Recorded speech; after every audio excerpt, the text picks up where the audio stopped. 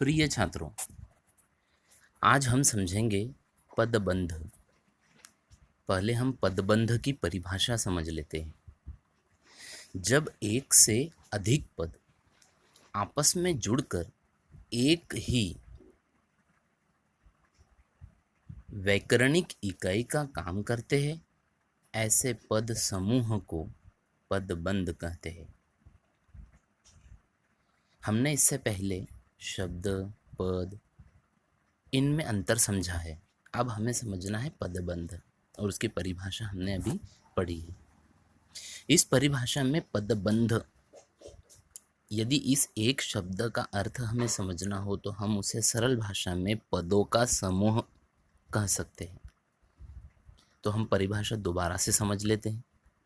जब एक से अधिक पद आपस में जुड़कर एक ही वैकरणिक इकाई का काम करते हैं, ऐसे पद समूह को पदबंध कहते हैं। तो पदबंध का एक शब्द का अर्थ हमने समझा, पदों का समूह। अब वैकरणिक इकाई हम किसे कहेंगे? वैकरणिक इकाई का अर्थ है एक नियम, व्याकरण का एक नियम या एक बिंदु।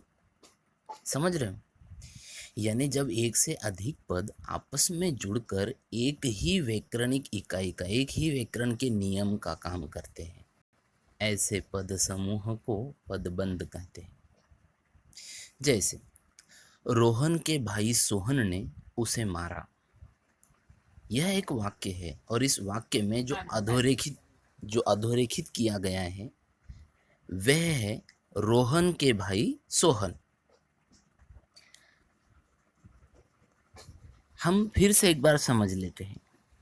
यदि रोहन, भाई, सोहन, यदि ये अलग अलग पन्ने पर एक एक शब्द लिखा जाए तो ये क्या होंगे? स्वतंत्र होंगे, और जो स्वतंत्र होते हैं वे शब्द कहलाते हैं।